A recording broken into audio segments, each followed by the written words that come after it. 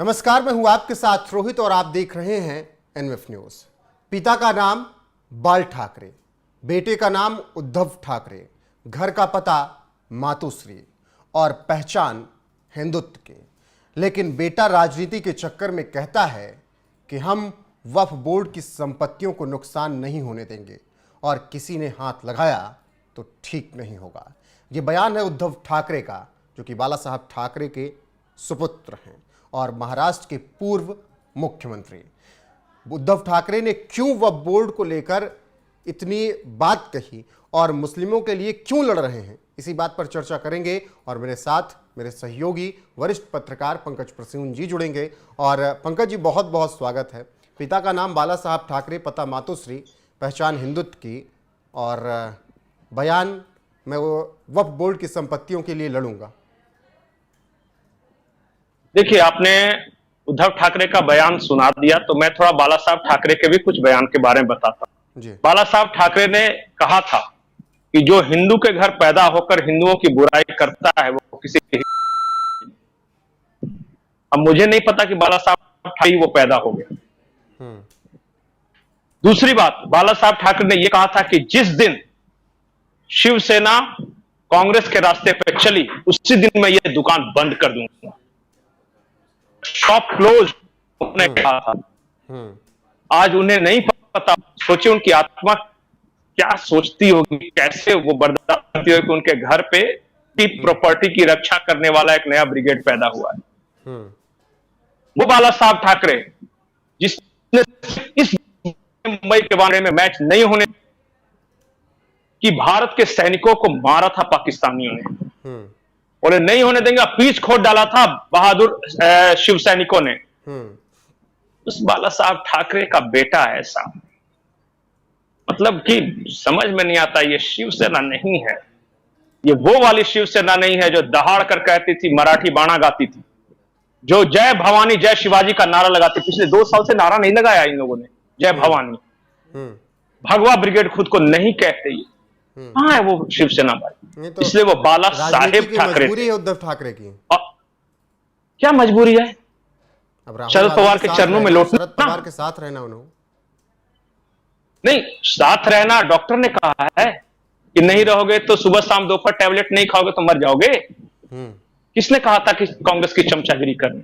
अरे इनको बनना था मुख्यमंत्री, पार्टी हो गई छोटी, सीटें कम जीती। बीजेपी ने कहा कि जब तक आपकी ज्यादा सीटें रहती थी आपको मुख्यमंत्री बनाया, और जब हमारी सीटें ज्यादा हो गई तो हमें मुख्यमंत्री बनने दीजिए। इनको ईगो पे लग गया कि मैं बाला साहब ठाकरे का बेटा कैसे उप मुख्यमंत्री या दूसरा पद कबूल कर सकता हूं। बाला साहब ठाकरे कभी खुद स्वयं कुर्सी पे नहीं बैठे, कभी नहीं बैठे। वो उन्होंने नारायण राणे को बिठाया, उन्होंने मनोहर जोशी को बिठाया, बोलते थे कि कुर्सी मेरे लिए महत्व ही नहीं है। और उनका बेटा कि मुझे नहीं बनाया तो मैं गठबंधन तोड़ लूंगा। रास्ते भी अलग कर लिए। महात्मा गांधी के घर पे दूसरा महात्मा गांधी पैदा नहीं होता। बाला साहब ठाकरे के घर पे दूसरा बाला साहब ठाकरे पैदा नहीं होता। नहीं, ये बयान हिंदू हृदय नहीं है जी। जब मुस्लिमों का समुदाय मातोश्री पहुंचता है, फिर से मैं जोड़ दे रहा हूं कि मातोश्री के बाहर प्रदर्शन होता है, तब उसके बाद उद्धव ठाकरे का ये बयान आता है कि मैं वक्फ की संपत्तियों के लिए लड़ूंगा। मातोश्री के, चलिए उनका बयान बाद में रखिए, मातोश्री के मैं एक बात बताऊं, ये कितनी बड़ी बात थी?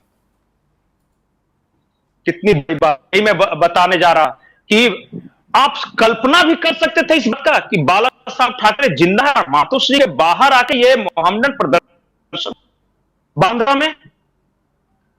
अरे बांद्रा छोड़ दीजिए, जो इनका खुद का, वहां भी शिवसेना के खिलाफ ये प्रदर्शन नहीं कर पाते थे।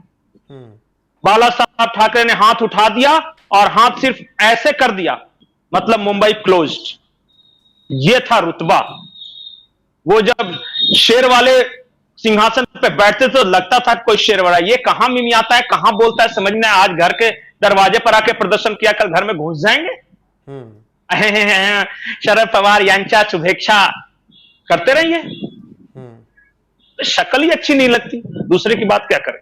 हिंदू हृदय सम्राट लगता ही नहीं, वो शेर लगता ही नहीं, आभा ही नहीं प्रकट होती। शिवसेना के दफ्तर के बाहर आके, शिवसेना प्रमुख बाला साहब ठाकरे के घर के दरवाजे पर आके प्रदर्शन कर लेंगे और वो रह जाएंगे प्रदर्शन करने वाले। ये संभव है? बच्चा बच्चा जान देता था। तो उसी दबाव में उन्होंने बयान दे दिया। मुंबई में बैठ के आह्वान करते थे, अयोध्या में कार सेवा के लिए शिव सैनिक पहुंच जाते थे। ये था बाला साहब ठाकरे का रुतबा। नहीं, जो प्रदर्शन हुआ पंकज जी, उसी के बाद उद्धव ठाकरे उसी दबाव में बयान दे रहे हैं क्या वक्फ को लेकर?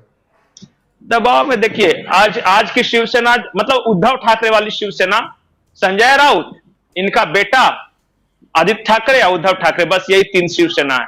अब जानते, वोट पड़ता है कि बेचारा बाला साहब ठाकरे का बेटा है, बेचारे के साथ धोखा हो गया, बेचारे को बीजेपी ने मुख्यमंत्री नहीं बनाया। अब ये बेचारा बेचारा बेचारा कह के सहानुभूति वोट प्राप्त करते हैं। और एक बार जान जाइए, कितना भी मुस्लिमों को सहला ले, कांग्रेस और एनसीपी के साथ हैं, तो थोड़ा बहुत मुस्लिम वोट मिल रहा है, अकेले नहीं मिलेगा, नहीं मिलेगा, नहीं मिलेगा। आज मैं चैलेंज करता हूं कि कांग्रेस से अलग होकर ये लड़के एक मुस्लिम वोट लेकर दिखा देंगे। आदमी इसको समझ में नहीं है कि मैं क्या कर रहा हूं, मेरी स्ट्रेंथ क्या है, मेरी वीकनेस। शिव सैनिक रोते हैं, भगवा टीका तो लगाते हैं, लेकिन बोलते हैं कि वो गर्व से मैं घूम नहीं पाता लोअर परेल में। आज मिल मालिकों के सामने आंख से आंख मिलाकर बैठने वाला शिव सैनिक, आज बेचारे उद्धव ठाकरे, वो तस्वीरें बेचारे शिवसेना, कि शरद पवार के सामने खड़े हैं, राहुल गांधी के सामने खड़े हैं हाथ जोड़कर, वो तस्वीरें आपने देखी होंगी उद्धव ठाकरे। अरे बाला साहब ठाकरे वो शख्स था जिसने भारत के प्रधानमंत्री मोरारजी देसाई को बोल दिया था कि मुंबई में नहीं उतरने दूंगा। भारत के प्रधानमंत्री को यह शक्ति थी। और ये रीजनल पार्टी से भी कह रहे हैं कि 5 सीट ज्यादा नहीं दिया तो हम रूस जाएंगे। क्या से कहां लेके आ गया पार्टी यार।